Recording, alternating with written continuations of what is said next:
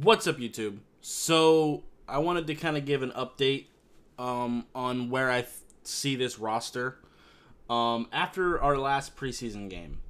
I've pretty much locked down who I want on this team, with one exception that I'm not sure about. If you've been watching these from me, all the names in black are players I would like to be on the team, because this is more of what I would like the 53-man roster to look like rather than what I think it will look like. Like I said, the names in black are ones that I want to make the team. The ones in red are ones I would like to cut. And then ones in purple are on IR. And then green, which I only have one green now, is not necessarily in a competition, but we'll get there. But at quarterback, Tua obviously is our starter. But I think Skylar Thompson has very clearly outperformed Mike White, and I was really only wanting to keep Skylar or Mike White. I don't want both. And I think Skylar in all three games has performed better than Mike White has.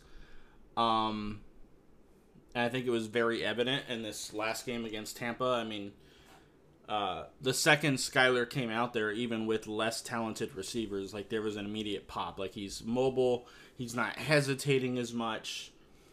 Did he play a perfect game? Of course not. But I think he's definitely better than Mike White. So I would like him to be our number two. Running back, I mean, I think this makes sense. Raheem Mostert, Devon Achane, Jalen Wright, and Jeff Wilson. Chris Brooks, unfortunately, he got hurt again, and he also didn't get the looks that he would have needed to even try to take Jeff Wilson's spot. And I don't really want to keep more than 4 running backs. It's very possible we could put Anthony McFarland on the practice squad, and he might be all right. Chris Brooks will probably get picked up, though. But, oh well. But we knew this with running back, wide receiver, corner. Like, we knew that we were going to end up losing some guys that we really like. Just is what it is. Alec Ingold, obviously, our fullback. Wide receiver, this one was tough. I mean, Tyreek Hill, Jalen Waddle, Odell Beckham, Malik Washington, I think those are pretty obvious. Malik Washington had a fantastic preseason. But after that, it got a little bit harder. I was kind of battling for the last 2 spots in my head.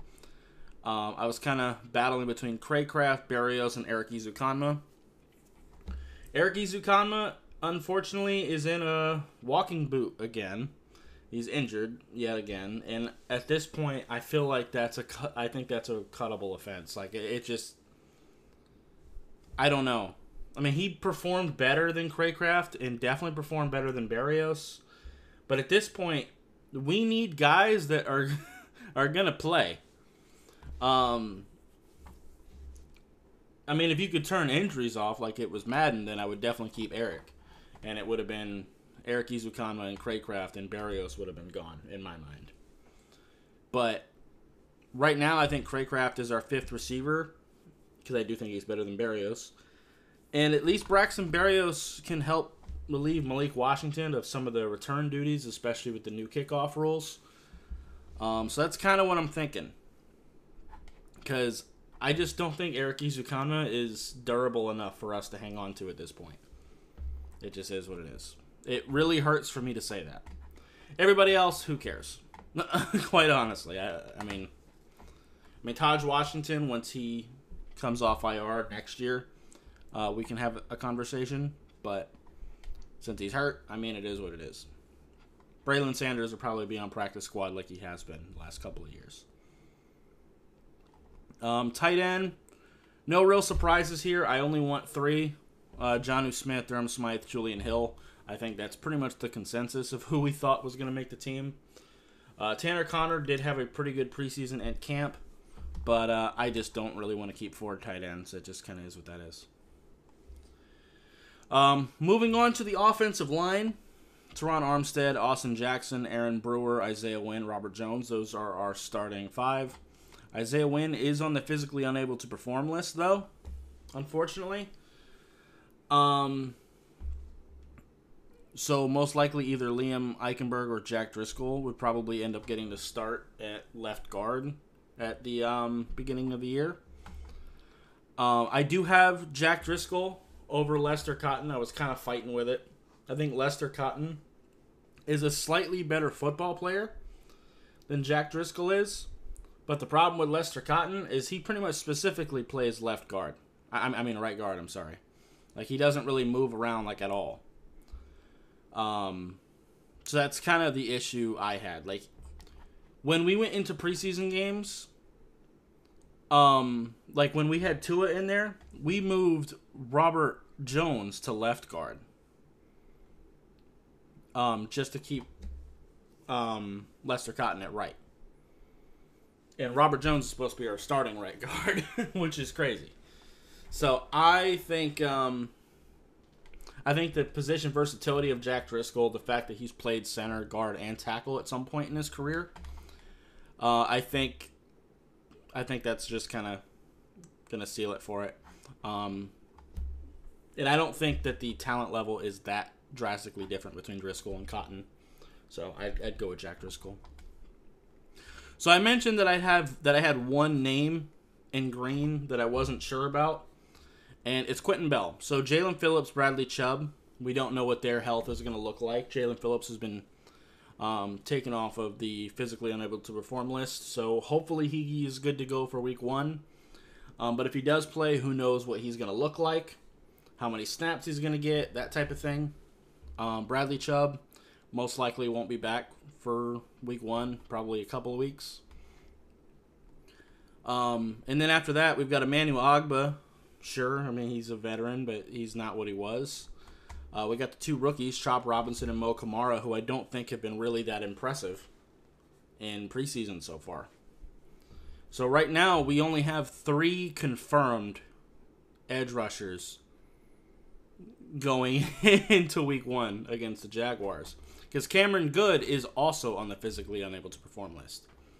So for me, I feel like if Cameron Good is still on the physically unable to perform list, then Quentin Bell would need to make this team at least at the beginning of the year. But if Cameron Good is able to play, then this would be your 6 in my eyes. So that's why he's in green, and I'm not sure about him. Wyatt Ray and David, they can go. They haven't done a damn thing. Interior D-line, I haven't really changed my mind on. Zach Sealer, Calais Campbell, Deshaun Ham, Benito Jones. Zach Sealer and Calais Campbell being your starting 3-4 defensive ends. Benito Jones being your nose tackle. Deshaun Hand kind of doing a little bit of both as a rotational backup. Emmanuel Ogbah can also kind of do some of those things as well. I would have liked to keep like a Brandon Peely, but there's just so many roster spots. Like, edge rusher is so beat up that like I couldn't justify keeping another interior guy. Like, it made it really tough. Linebacker, Jordan Brooks, David Long. Those are our 2 starters. So obviously Anthony Walker, I think, should definitely remain. And then I think Channing Tindall, probably. You can make an argument for Curtis Bolton, but I just think that the speed and ability to blitz with Tindall, I think, would add some interest there. Duke Riley can go. Daquan Jackson really didn't do a whole lot. Zeke Vandenberg got hurt. But I did kind of like Curtis Bolton a little bit. I think the fact that Curtis Bolton reads his keys pretty well, I think definitely helps. I would like to be able to put him on the practice squad potentially. But we'll see. And who knows, maybe once the edge rusher room gets a little healthier, maybe we pick up an interior guy or a linebacker. But right now, the edge rusher room is so beat up that we're having to overcompensate. Because I would like to only have like 5. Because if we had a fully healthy edge rusher room, I wouldn't even have Cameron Good. I would just go Phillips, Chubb, Ogbah, Chop, and Mo. And that would be my edge rusher room. And then I'd probably sign I would either keep Brandon Peely or Curtis Bolton. But right now, we just can't. And I do have us with 7 corners. Jalen Ramsey, Kendall Fuller, Cam Smith. I think those are the most locked in. Kader Kohu is pretty much our starting nickel, so he's safe. Nick Needham, I think that the ability to play safety, I think, should really help him. Ethan Bonner has played lights out, so I have him over Storm Duck and Isaiah Johnson, who also have performed really well. But I think Ethan Bonner has been better. Syrian Neal, I just think that the special teams play kind of gives him the edge over Storm Duck and Isaiah Johnson, unfortunately. I really like both rookies. I really do. But I just don't see us being able to keep them. I think Storm Duck will probably end up on another team. Maybe we might be able to put Isaiah Johnson on practice squad. He'll probably get picked up too. Cornerback is such a needed position around the league. But we'll see. Crazy enough, I don't want Marcus May. I think our safety room is pretty solid. I think Javon Holland, Jordan Poyer, obviously, as our two starters. And I think Elijah Campbell is a really, really solid free. And Patrick McMorris, I mean, we just drafted him. He's our backup strong, so I'm not really trying to move on from him. Marcus May is a veteran. I think we can move on from him. So, anyway, that's going to be it for this video. I just wanted to kind of give my thoughts on the roster. I'm sure it's not going to look exactly like this, I would imagine, but this is my overall thoughts. But anyway, that's going to be it for this video. If you liked it, I appreciate hitting that like button. If you have any questions or comments in the comments down below. Subscribe if you haven't already, and I'll see you next time. Bye, guys.